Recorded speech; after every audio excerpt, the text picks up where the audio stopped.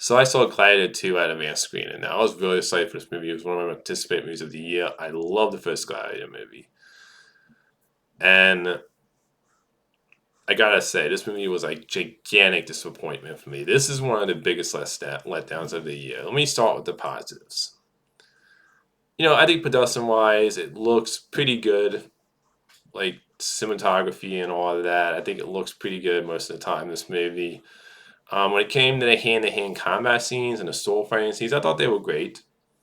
And I think Denzel Washington is acting wise, he's the I would say the positive out of this movie, the biggest positive from like acting character wise, because I feel like he's having fun in this movie.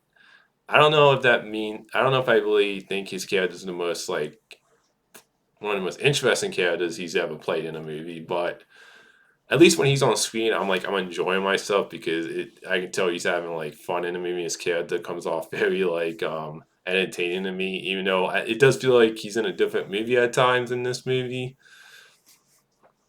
But that's kind of one of the that's all the positives personally for me. But that's one of the issues I kind of have with the movie. This movie is trying to be grounded and serious, like there is no, but there's also times where it just goes too silly for me. Like there's a scene in the trailer where you see a guy whining a wino, and I remember seeing the trailer and thinking, "Oh, that looks cool." But when you actually see it in a movie, it does come off goofy to me. And even there's like three scenes where he's fighting animals, and the clown's seeing them. And look, I'm not somebody who cares about movies being history accurate. Like if you tell, all I care about is like just give me a fun to great movie with a great story and characters I care about. If you do that, then I don't care about I don't really care about how history accurate it is. And when somebody says, "Okay, we're gonna flood the Colosseum with water and have sharks around it," I'm like, "Okay, that sounds fun on paper."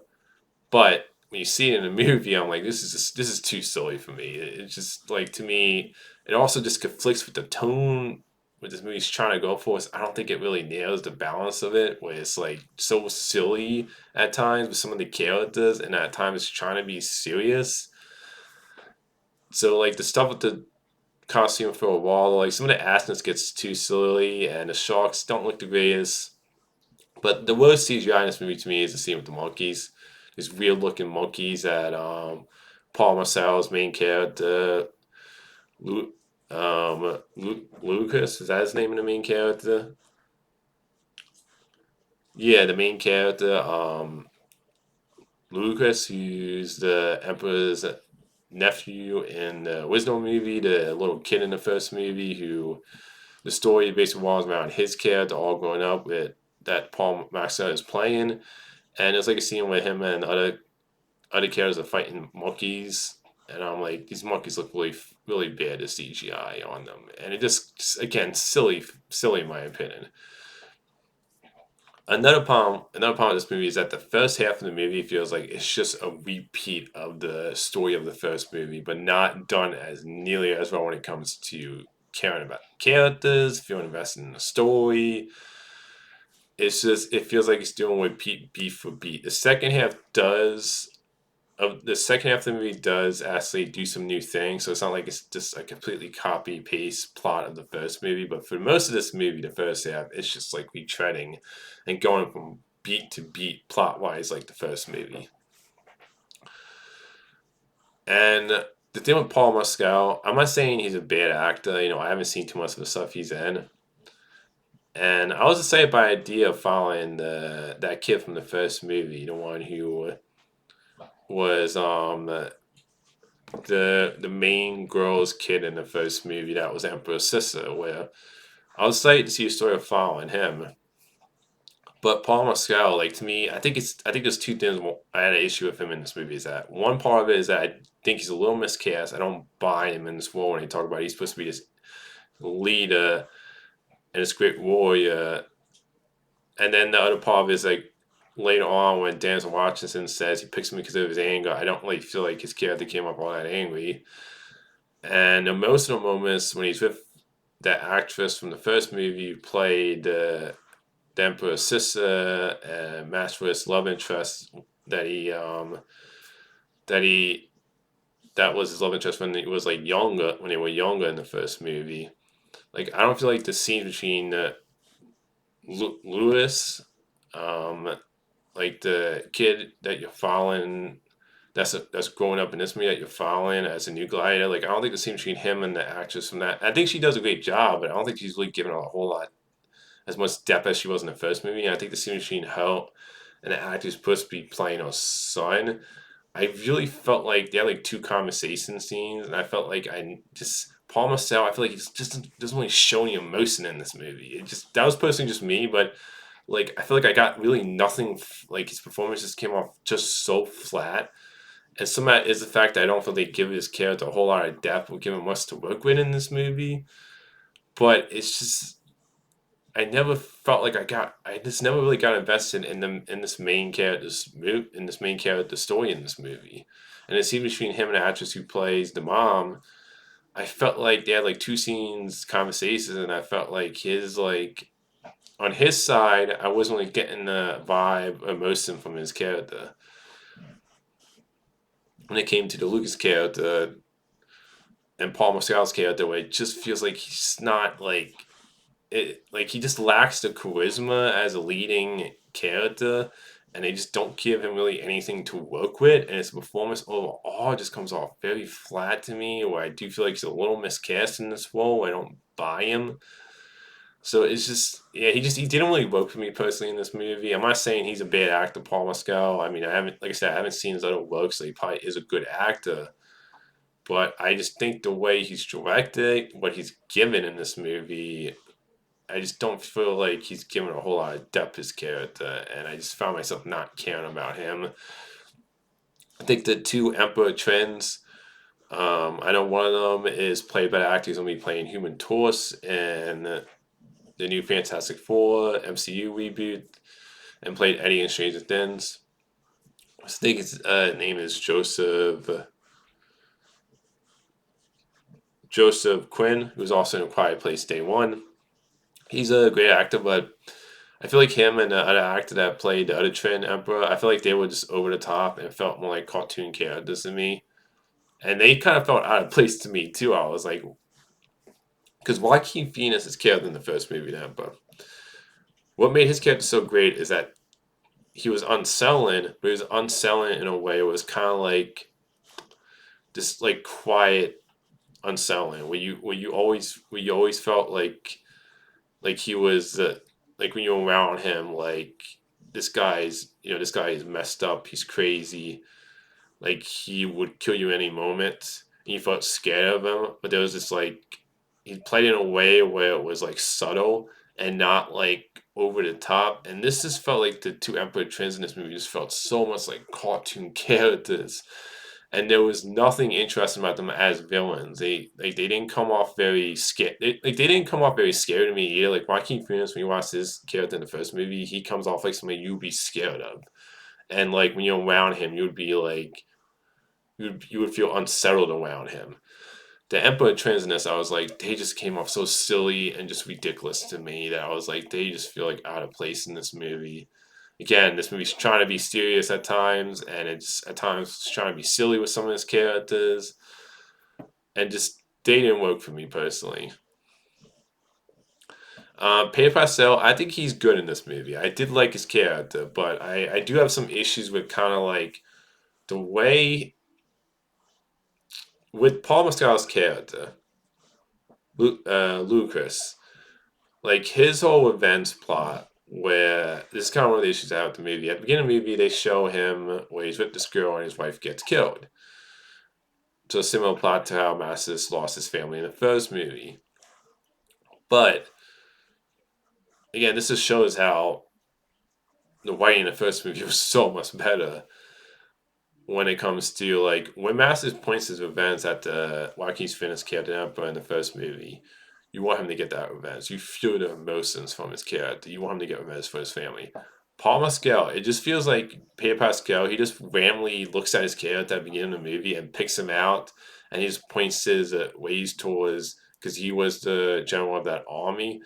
But he, like, you find out he's a good guy, and he's like trying to basically take Rome away from his Emperor Trim brothers, and he kind of like is basically an honorable warrior like Maximus was. So like pretty much Paul Mescal's character Lucas feels like his events just feels very random and just like you don't. Paul Mescal's character does a good job, but I feel like that should have been built up more and making me feel like there's a reason why Paul Mescal's character would want to go after Peter Papel's character. Because I just don't, I just feel like there was like a beat we missed there. I didn't really build it up, and it just feels weighing on Paul Mescal's anger towards that one general in the movie. So Peter Mescal, I think he's good in the movie. I think he could have been given more to do.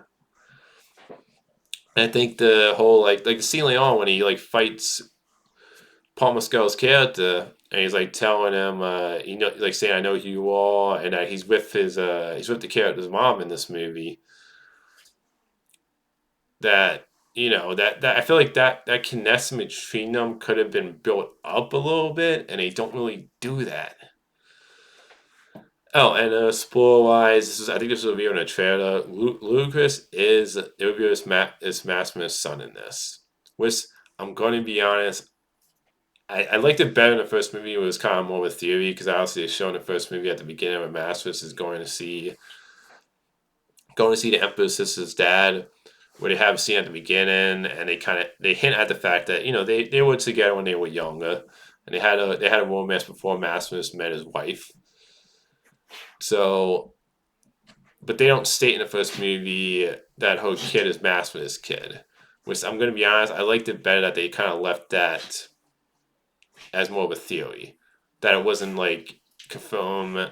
In this movie, it is kind of it does feel a little bit like a retcon, like they're kind of trying to like do a little bit of a forced retcon in there to give him more of a personal connection to Maximus. Which I'll be honest, I don't think you really needed to do that. I think you could just left that part of it out and just like had his connection been to Maximus just be the fact that he looked up to Maximus in the first movie as this like honorable warrior. I don't really think we needed to make him Maximus' son.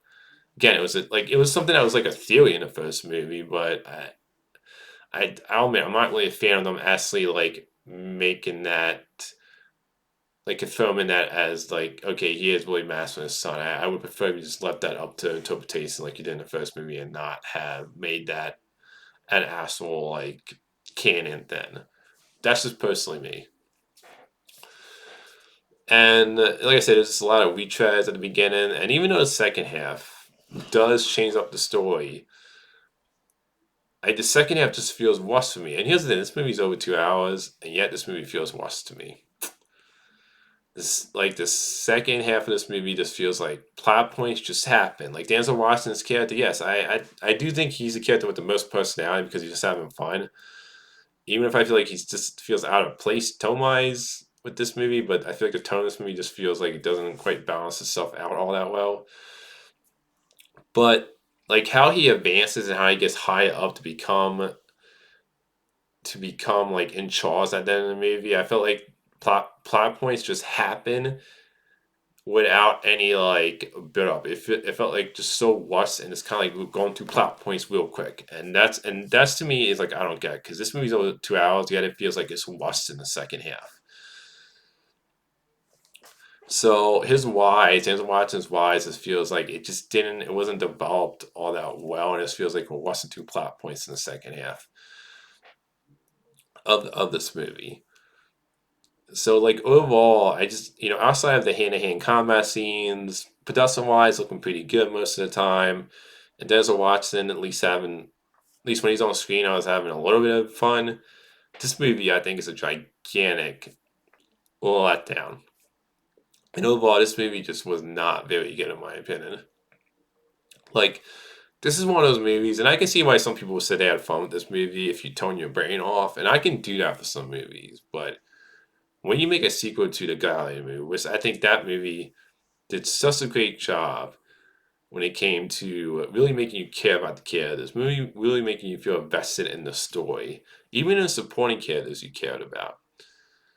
And Masters was just a great character where he had so much depth to his character and so much like size to that character that To me, if you're gonna do a sequel to it, and give me some characters that you feel like that are just as compelling as those characters, and a story that's just as compelling. Because concept-wise, I think this could have been interesting.